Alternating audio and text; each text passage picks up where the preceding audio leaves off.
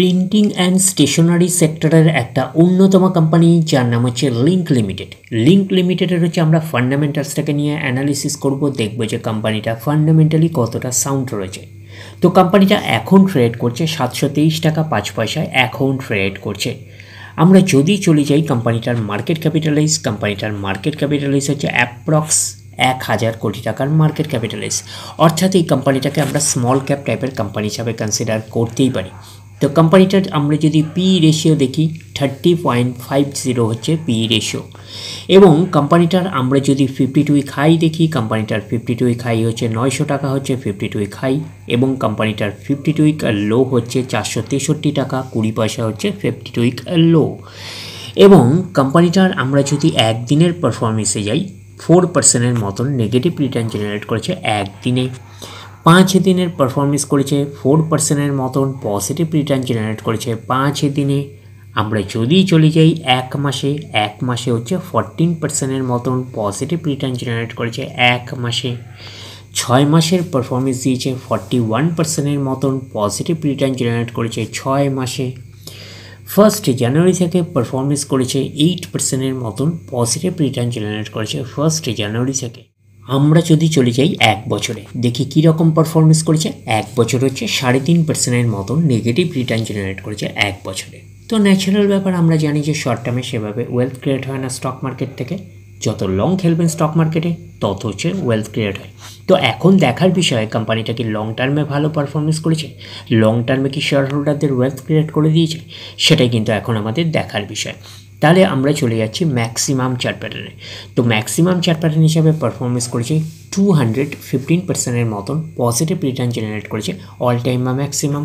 তো কোম্পানিটা লিস্টেড হয়েছে 2021-এ লিস্টেড হয়েছে, তাহলে 2021 থেকে এখন অবধি রিটার্ন জেনারেট করেছে 215%-এর মতন পজিটিভ রিটার্ন জেনারেট করেছে অল টাইম বা ম্যাক্সিমাম। তাহলে 2021-এর পরে 22, 23 অ্যান্ড 24, 1, 2, 3, তার মানে হচ্ছে ডিসেম্বর মাস আসলে কিন্তু 3 বছর কমপ্লিট হবে। তো ম্যাক্সিমাম চার্ট প্যাটার্নটাকে এখনও অবধি আমরা ডিসেন্ট হিসাবে কনসিডার করতে পারছি না। তার কারণটা কি, বেশি দিনের ডেটা হিস্ট্রি অ্যাভেলেবেল নয়, শুধুমাত্র 3 বছরের ডেটা হিস্ট্রি অ্যাভেলেবেল। তো সেই কারণে হচ্ছে ম্যাক্সিমাম চার্ট প্যাটার্নটাকে এখনও অবধি আমরা ডিসেন্ট হিসাবে কনসিডার করতে পারছি না। বাট এইটুকুনি বলতে পারি 3 বছরের পারফরমেন্স হিসাবে কিন্তু একটা ডিসেন্ট টাইপের পারফরমেন্স করেছে, হিউজ ওয়েলথ ক্রিয়েট করে দিয়েছে শেয়ার হোল্ডারদের, আমরা এইটুকুনি বলতেই পারি। 100% মানে ইনভেস্টমেন্ট ডাবল, তো ইনভেস্টমেন্টকে আমরা এইটুকুনি বলতে পারি 3 গুণের কিন্তু অনেকটাই বেশি করে দিয়েছে 3 বছরে। তার মানে 3 বছরে কিন্তু হিউজ ওয়েলথ ক্রিয়েট করে দিয়েছে শেয়ার হোল্ডারদের, আমরা এইটুকুনি বলতেই পারি। তো এটা গেল ফান্ডামেন্টালস পার্টের হচ্ছে একটা পার্ট চার্ট প্যাটার্ন। এইবারে আমরা চলে যাব ফান্ডামেন্টালস পার্টের হচ্ছে আরেকটা পার্ট হচ্ছে ব্যালেন্স শিটে। দেখবো যে ব্যালেন্স শিট কতটা সাউন্ড রয়েছে। তাহলে আমরা চলে যাচ্ছি কোম্পানিটার হচ্ছে ব্যালেন্স শিটে। আমরা চলে আসলাম কোম্পানিটার হচ্ছে ব্যালেন্স শিটে। তাহলে আমরা দেখে নিই ডেটা পাচ্ছি কবে থেকে। আমরা ডেটা পাচ্ছি 2013 থেকে আমরা ডেটা পাচ্ছি। আমরা ডিরেক্টলি চলে যাব কোম্পানিটার হচ্ছে রিজার্ভ অ্যান্ড সারপ্লাসে। তাহলে চলে আসলাম রিজার্ভ অ্যান্ড সারপ্লাসে।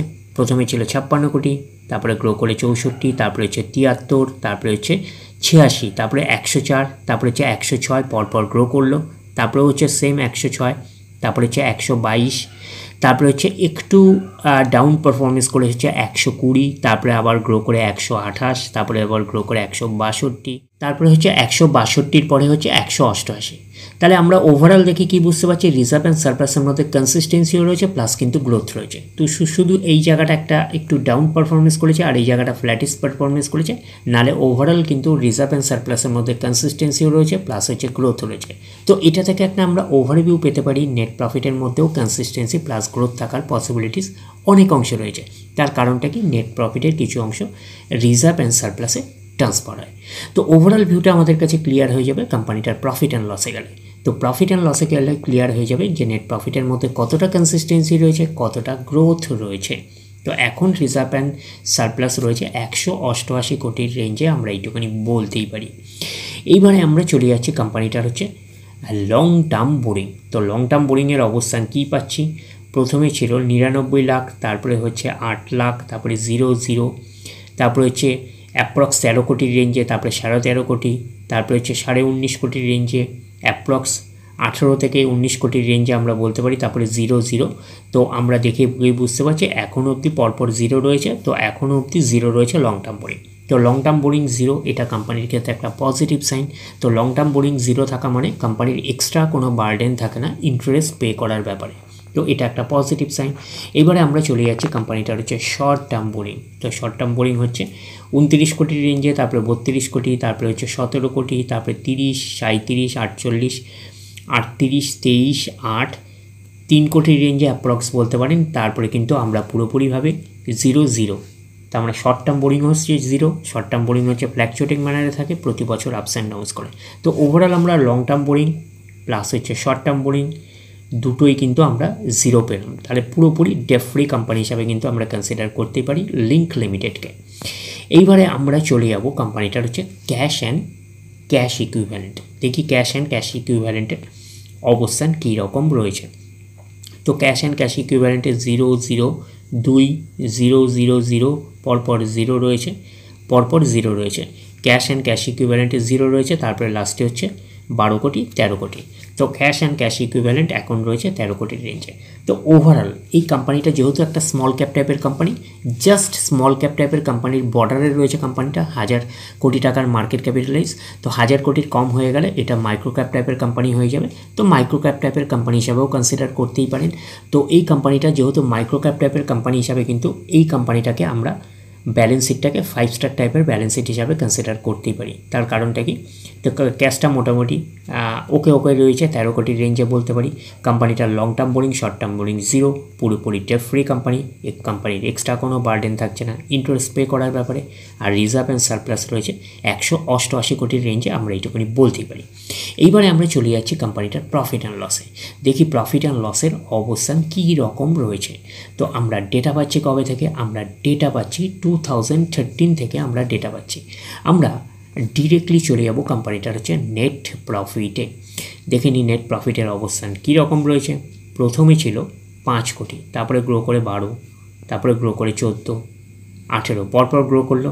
তারপরে একটা স্লাইটলি ডাউন পারফরমেন্স করে 17, তারপরে আবার ম্যাসিভ একটা ডাউন পারফরমেন্স করে 8, তারপরে আবার ডাউন পারফরমেন্স করে 5, তারপরে আবার কামব্যাক করে গ্রো দেখালো, গ্রো করে হচ্ছে 19 কোটি। তারপরে কোম্পানি জিরোতে চলে গেল, নো প্রফিট নো লস। তারপরে আবার কোম্পানি হচ্ছে প্রফিট দেখাতে শুরু করলো, 8 কোটি প্রফিট, তারপরে গ্রো করে 37 কোটি। তো 37 কোটির পরে কোম্পানি হচ্ছে আবার একটা স্লাইটলি ডাউন পারফরমেন্স করে 34 কোটি, তারপরে আবার কোম্পানি হচ্ছে 35 কোটি প্রফিট দেখাতে শুরু করলো।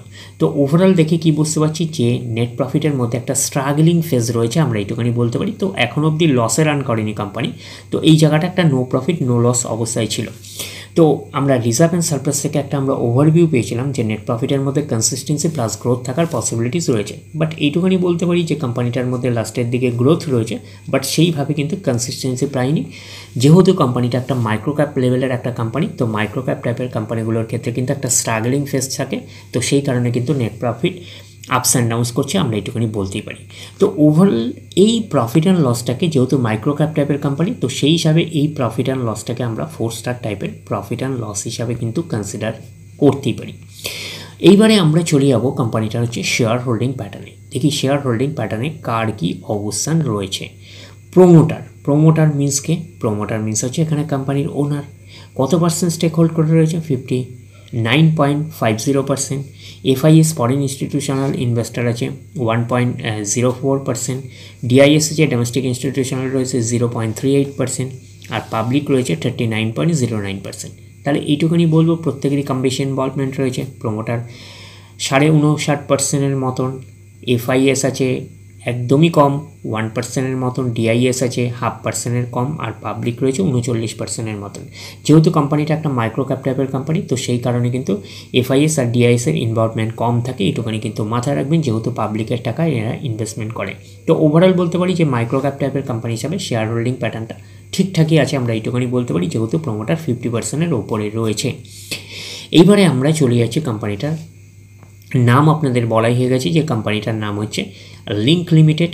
তো কোম্পানিটা হচ্ছে বিশেষত রাইটিং ইনস্ট্রুমেন্টসের ওপরে কাজ করছে, যে বিভিন্ন এবং স্টেশনারি প্রোডাক্টের ওপরে কাজ করছে, প্রিন্টিং স্টেশনারি। যে পেনে যে আপনারা লেখেন, কলম যে পেন আছে, সেটা হচ্ছে লিঙ্ক কোম্পানি, সেই লিঙ্ক কোম্পানির কথাই বলা হচ্ছে।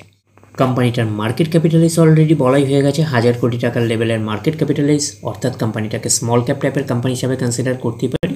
তো মাইক্রো ক্যাপ টাইপের কোম্পানি হিসাবেও বলতে পারেন, 1000 কোটি টাকার কম হয়ে গেলেই কোম্পানিটা মাইক্রো ক্যাপ টাইপের হয়ে যাবে। তো কোম্পানিটার আমরা যদি আরওসি দেখি তাহলে return on capital employed 23.7%, আরওই return on equity 17.8%। তাহলে আরওসি আর আরওই হচ্ছে ডিসেন্ট রয়েছে। তো কোম্পানির পারফরমেন্সের উপরে কিন্তু ডিপেন্ড করে আরওসি আর আরওই। আগামী দিনে যদি কোম্পানি আরও ভালো পারফরমেন্স করে, আরও গ্রোথ দেখাতে শুরু করে, তাহলে আরওসি আর আরওই হচ্ছে আরও ইমপ্রুভ করবে। তো ওভারঅল কোম্পানির পারফরমেন্সের উপরে কিন্তু ডিপেন্ড করে আরওসি আর আরওই। ওভারঅল আমরা বলতে পারি যে লিঙ্ক লিমিটেড হচ্ছে একটা মাইক্রো ক্যাপ থেকে স্মল ক্যাপ টাইপের একটা কোম্পানি। তো সেই হিসাবে কোম্পানিটাকে আমরা ফান্ডামেন্টালি সাউন্ড কোম্পানি হিসাবে কিন্তু কনসিডার করতে পারি। তো ডিরেক্টলি গিয়ে জাম্প করে বাই করবেন না, ফার্দার স্টাডি করবেন। আফটার দ্যাট হচ্ছে আপনারা ডিসাইড করবেন এই স্টকটা বাই করবেন কি করবেন না। তাহলে এই অবধি, নেক্সট ভিডিওতে আবার আপনাদের সাথে আমার দেখা হচ্ছে। ধন্যবাদ।